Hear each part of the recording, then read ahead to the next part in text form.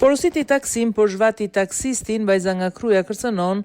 dhe i vjedh parat. Një vajzë e re, 23 vjeçare, është vënë në prangat e policisë Kurbinit pasi akuzohet për vjedhje. Përmes një njoftimi zyrtar, policia bën me dije se shtetësja identifikuar si Flogerta Koçi është arrestuar së bashku me mikun e saj, 29 vjeçar Emilian Nikolli, kam vjedhur 2 persona, Reja dhe Nikolli, në bashkëpunim me njëri tjetri në 30 maj të këtij viti në fshatin Fush Mamura, si kam vjedhur një shumë parash, një taksisti. Nga informacionet e deritanishme mësohet se Koçi ka qenë pasagjere në këtë taksi dhe e ka kërcënuar me armëzjarri shoferin e taksis, duke i marrë atij një shumë të konsiderueshme parash. Ndërkohë, rasti i dytë i vjedhjes është shënuar në po këtë muaj, kur ka qenë 29 vjeçar i cili i maskuar ka hyrë në ambientet e një karburanti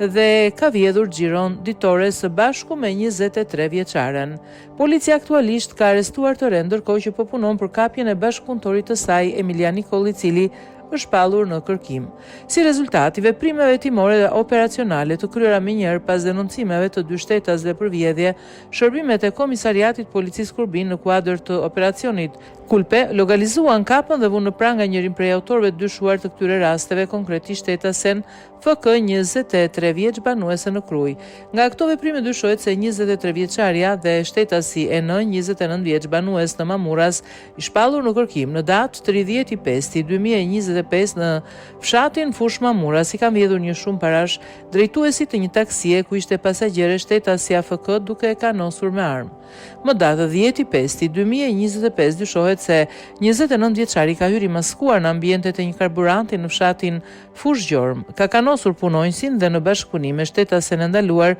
i kanë vjedhur xhiron ditore, njoftoi policia.